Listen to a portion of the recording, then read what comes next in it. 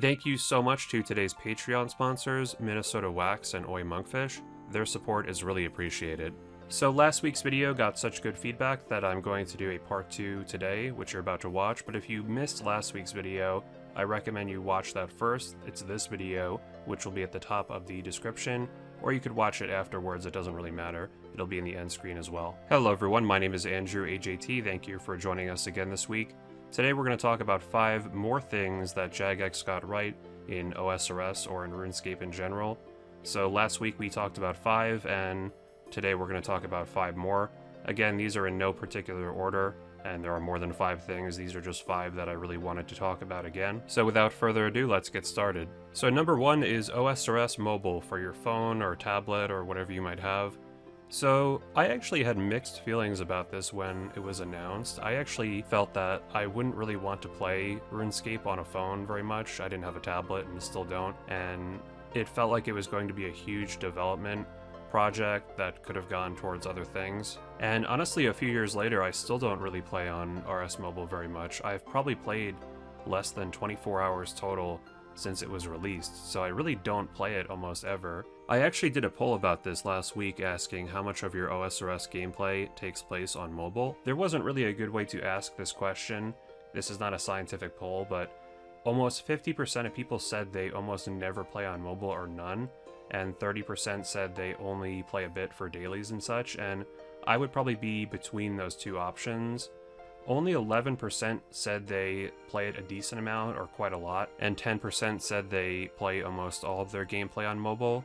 So this is all sounding really bad. How is this something that Jagex got right? Well, the great thing about mobile is it's an option. It's an additional option that we did not have that now we do and we almost take for granted. What if you're going on a trip for a couple days out of town and you want to make sure you can log on to see your account's okay and to do dailies? Or what if before the death update the power went out and I had to go get my items and I couldn't use the computer? Mobile is extremely helpful in all of these circumstances, and it also brought a lot of new players to the game by making it more accessible on other platforms, and it also brought previous players back to the game. Even in the poll that I just showed you, almost 25% of people said they play quite a bit on mobile, which is a very significant portion of the player base. Even if it was 5% extra players because we have mobile, that is pretty significant. Maybe some of those players would play on desktop only, even if there wasn't mobile, but maybe some of them wouldn't play at all, so it is really great that we have this option. But for the rest of us that don't really play on mobile very often, it is just very nice to have that option if we ever need it. Similar to what I was saying about the desktop client in the last video though, it would be really nice if we could resize the UI on mobile, especially the chat, because it is honestly very small, the text size, and that's part of why I don't really like playing it on my phone. Maybe if I had a tablet that wouldn't be as big of an issue, but I don't see why we can't resize it. Number 2 is no microtransactions in old school RuneScape. Thank you so much, Jagex, for not doing this. This is something that was introduced in pre-EOC.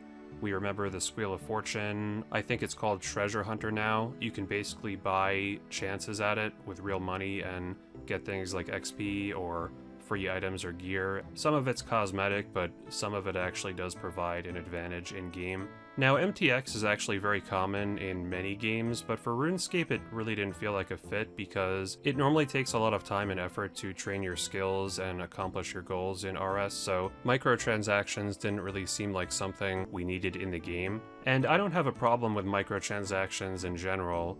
I just didn't want them in old school because it is an old school game. Number 3 is the expansion of old school RuneScape like we have today. So in the first part we talked about how bringing OSRS back in the first place was a big deal and not something that was obvious. But actually giving the game updates is not something that was even guaranteed. So if we look at this poll from back in 2013 to bring these servers back, we actually didn't reach the highest tier, and we actually didn't reach the tier for regular membership polls to decide new content. In fact, it even looked like there was going to be an additional membership fee just to play old school. You can see it says here there will be no extra membership fee for at least 6 months. We will review this again in September, and if the community is still active and growing, then it will remain free, and clearly they made the right decision. So with that context in mind, we could really look back and see how OSRS has been expanded so well over the years. It looked like it was going to be a small side server with just a few people working on it, and since then they've hired so many new JMods for it. We have new prayers, raids, new combat mechanics like Venom, special attacks, new Slayer updates, minigames, skilling methods. If we look at this chart of the OSRS player count, which I will link down below, you can see that there's a lot of players at the very start of the game when it came out, but once the hype died down, there actually wasn't very many. And I believe the recovery of this chart is at least in part due to all of these new content updates that we get, as well as free-to-play coming back, which I think was a very huge thing for the game. Number 4 is a bit of a smaller one in scale, but it is the holiday events in old school RuneScape, and this is something that I really like because I enjoyed these so much when I played the game back in the day in 2006 and 2007.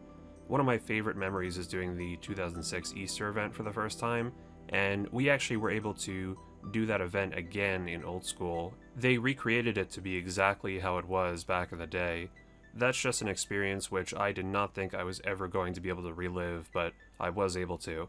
In addition, I actually missed out on some holiday events from back in the day. Even though I did play back then, somehow I missed some of them, and I was always kind of sad about that. And they actually brought some of them back that I missed. For example, the Christmas one on Karamja. Being able to actually do that for the first time was really nice. And even though they don't have the nostalgia of the old ones, the new holiday events that we get in old school are still very enjoyable to do, and I look forward to them every year. Number 5 is pet drops, which have really breathed a whole new life into both PVM and skilling in old school. I know they don't have any use and not everyone actually cares to go for them, but I find it really enjoyable. That's why I love doing things like Dagonoth Kings or Wilderness Bosses, because even though the GP is nice, having that chance of that really exciting moment of getting that pet drop is really like nothing else, and it even makes skills like runecrafting or agility that are kind of boring a little bit more fun to do, knowing you always have a chance of getting that pet drop. It also makes obsolete bosses or skilling methods a little bit more relevant again. For example, no one's going to do KBD other than for the pet drop if you're a high level, and things like the Penguin Agility course, which was dead content, is actually popular because it's one of the best ways to get the giant squirrel. I think it's really great that so much content is still relevant because of that reason of pet drops. So that's going to wrap it up. Those are 5 more things that Jagex really got right in old school.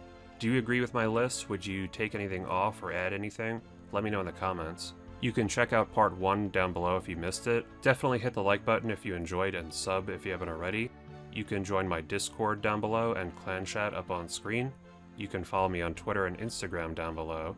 And if you want to support the channel even further, you can check out my Patreon page in the end screen. Thank you all so much for watching, and I'll see you all next week.